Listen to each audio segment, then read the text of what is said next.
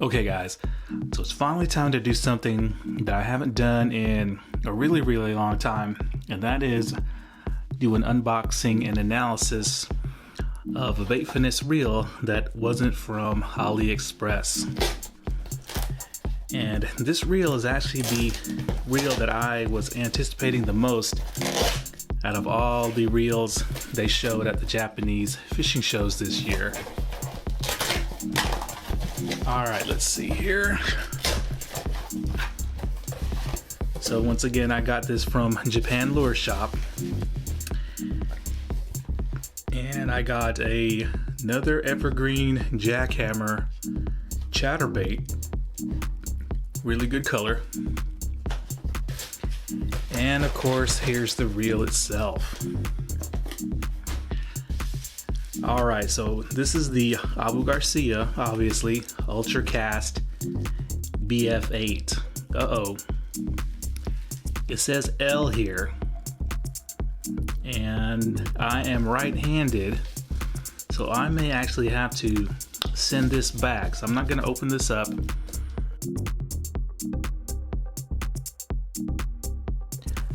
Okay, so I sent an email to Japan Lure Shop, and then 3 days later, this shows up. Now, this was actually shipped FedEx, and take a look at this box here. That's pretty disappointing from FedEx. I don't know if any of you guys have had any kind of problems with FedEx shipping, but I know for a fact that it probably costs more to ship this reel to me FedEx versus the standard EMS. So yeah, thumbs down to FedEx. Hopefully the reel isn't damaged, and hopefully they sent me a right hand model this time.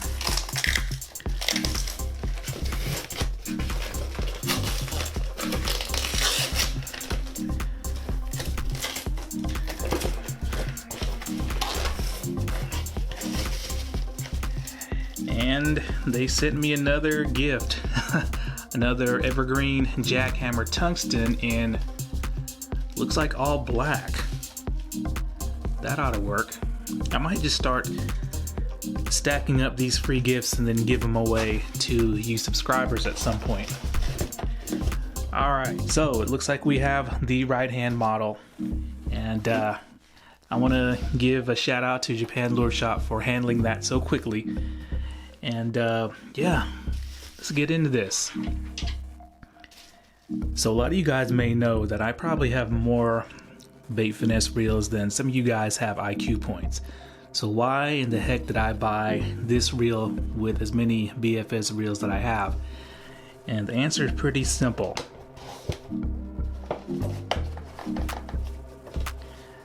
That's why. Because of this sick rainbow paint job. Take a look at that thing. So here's the box, got your oil. It's packed up, the typical Abu Garcia excellent packing job. But take a look at this reel right here.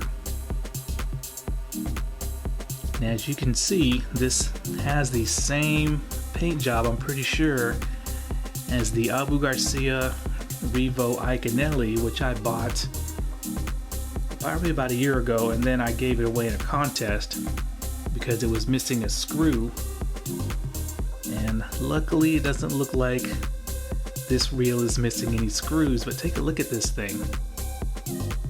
I love that chameleon paint job. It's got blue, purple, and I'm sure if you take it outside there'll be some gold and green.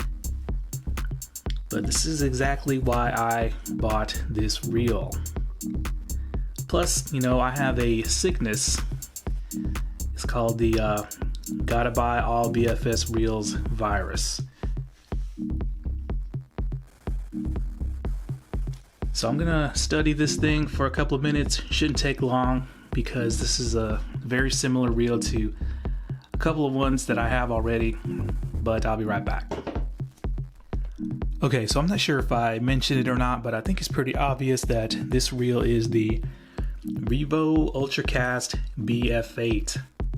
And this reel is a budget Vape Finesse reel that's designed for saltwater and specifically for a fishing technique they call micro jigging, which I believe is a technique where they cast out little tiny metal spoons. But of course, you know, any reel that can be used in the salt can be used in freshwater as well. Now I do plan on going to California and to Florida sometime in the next year, so I'm definitely going to be bringing this to do some saltwater BFS fishing. But other than that, I really only bought this reel just for the paint job.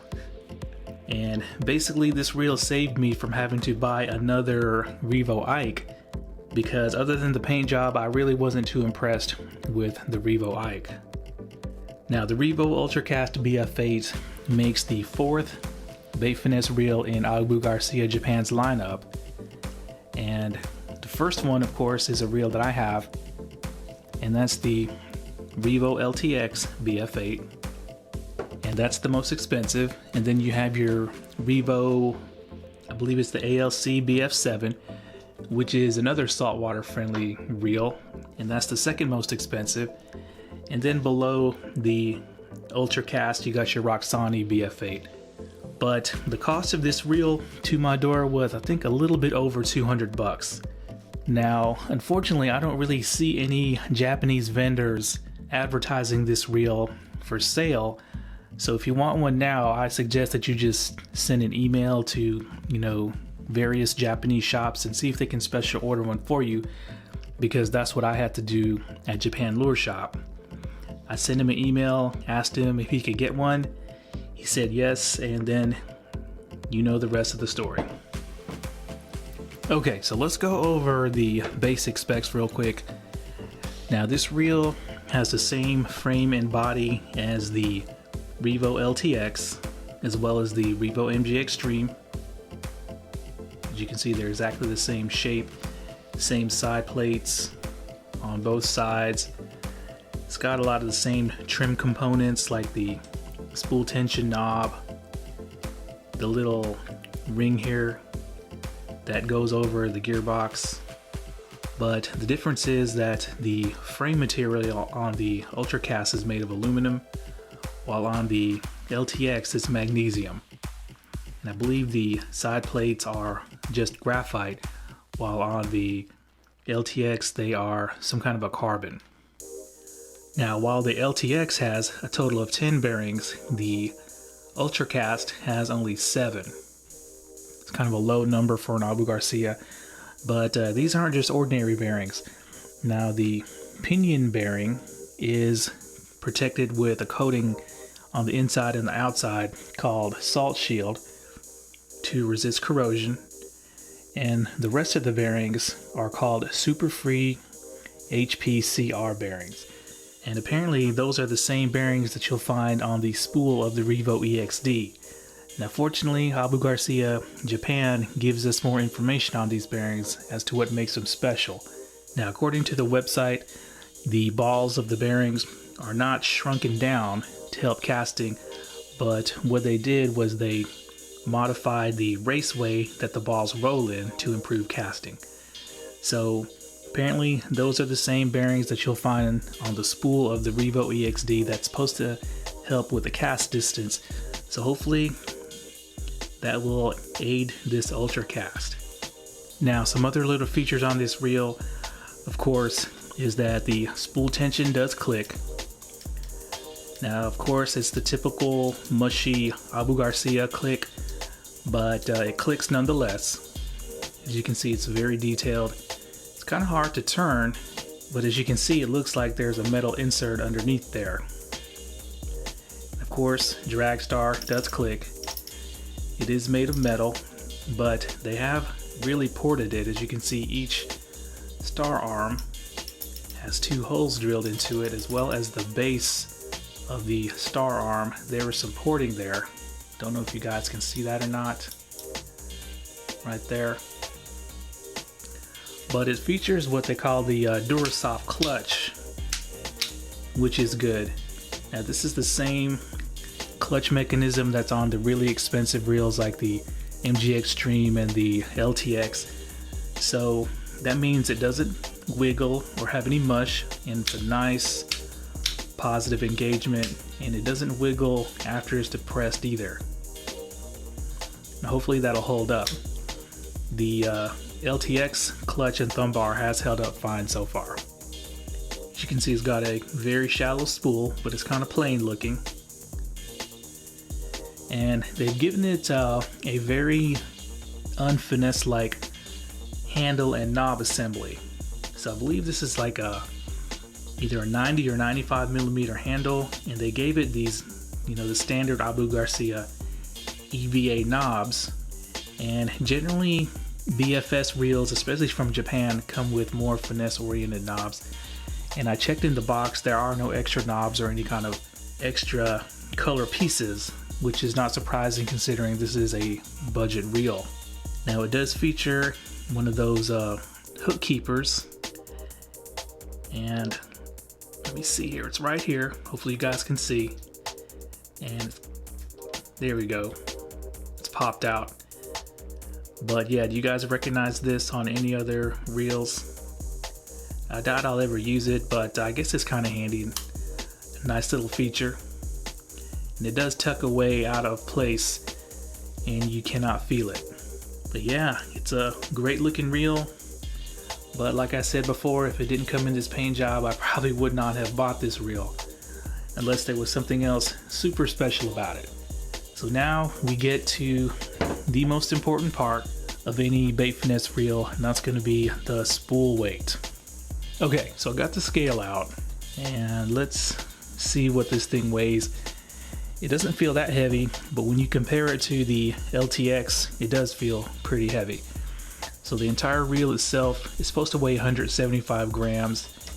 So that equates to 6.17, so about 6.2 grams, which is actually lightweight by today's standards. It's the same weight as the new 2020 SHIMANO METANIUM, but it does feel really, really solid, where the LTX, because it's so lightweight at 4.6 grams, this feels almost toy-like. Okay, so now if you recall in my beginner's guide to bait finesse, I said that a bait finesse reel needs three things: a lightweight spool, strong brakes, and then a smooth drag system. Now the Ultracast does have the carbon matrix drag system, but they don't give any kind of stopping power numbers, which leads me to believe they've tuned it for finesse, which is good. But here's something that a lot of you guys might like. The Ultracast does have a drag clicker. That's kind of becoming a popular want these days when it comes to bait finesse reels. So it does have a drag clicker. Okay, so it's time to get to the information that we've all been waiting for, and that is finding out the weight of this spool. Now to get to the spool, you do have to undo this latch, pull the side plate off. And there we go. Now here's the brake system. It's the what they call MagTrax 3, which is the same braking system on the much more expensive LTX. Now on the LTX you can remove magnets and add magnets if you need. I'm not sure if you can with this, but I'm gonna leave it as is. Okay, so here's the spool, and it is pretty dull looking. It looks like it's some kind of a dark gray, but there's no kind of different color accents. You can see it does have the short spool shaft. Now here it is compared to the LTX spool. As you can see, they're pretty much the same depth, so they'll hold the same amount of line. The porting is similar, but one thing I can tell you, and you can probably see, is that the spool shaft on the Ultracast is made of steel, while on the LTX it is aluminum. You can also see that the metal plate that interacts with the magnets is much bigger on the Ultracast, which is good. The LTX definitely needs more braking in my opinion.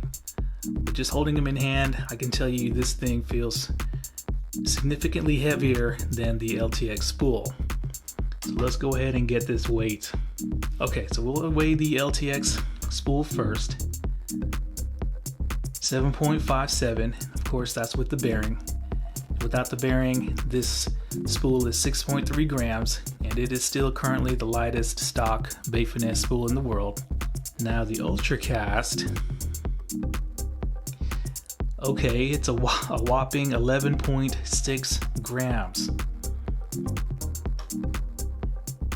Yep, 11.6 grams. Now of course that is with the bearing, and the bearing should weigh about 1.5, 1.6 grams. But I'm gonna take that off and find out for myself. Okay, so spool bearing is finally off, and let's get a weight. Right at 10 grams, just like I expected. So things aren't looking so great for the Ultracast for casting really lightweight lures, and I mean under 1/8 of an ounce. But maybe this thing will be like the Surinoi XF50 and cast better than its paper specs would suggest. Now remember, in the beginner's guide to bait finesse video I put up, I recommended that a reel with magnetic brakes should have a spool weight of 9 grams and under in order to be able to cast down to 1/16, at least 60 feet or 20 yards. So we just may have to put that to the test. Now before I put the bearing back on the Ultracast spool, I'm going to see if the LTX spool will fit in here, and it should, and it looks like it does.